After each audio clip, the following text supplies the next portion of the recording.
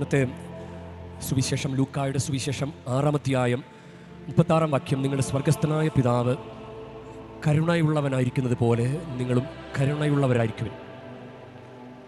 ഈ ഭാഗം തന്നെ മത്തായിയുടെ സുവിശേഷത്തിൽ പറയുന്നത്, മത്തായി 5:48, നിങ്ങളുടെ സ്വർഗസ്ഥനായ പിതാവ് പരിപൂർണനായിരിക്കുന്നത് പോലെ നിങ്ങളും പരിപൂർണരായിരിക്കുവിൻ.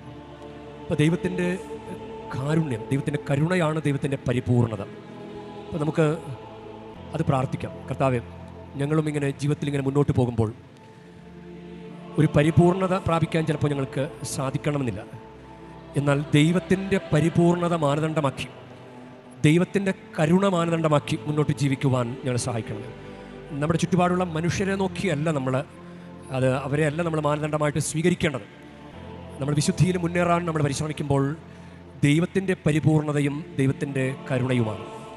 നമുക്കതിനുവേണ്ടി പ്രത്യേകം പരിശ്രമിക്കാം. നമുക്ക് അതിനടുത്തൊക്കെ എത്താൻ പറ്റുമോ എന്ന് അറിയില്ല, എന്നാലും നമുക്ക് മരണം വരെ പരിശ്രമിച്ചുകൊണ്ടിരിക്കാം. ദൈവമേ, നിൻ്റെ പരിപൂർണത, നിൻ്റെ കരുണ, അതിനോടൊത്ത് അതിനനുസരിച്ച് മുന്നേറുവാൻ ഞങ്ങളെ സഹായിക്കണമേ.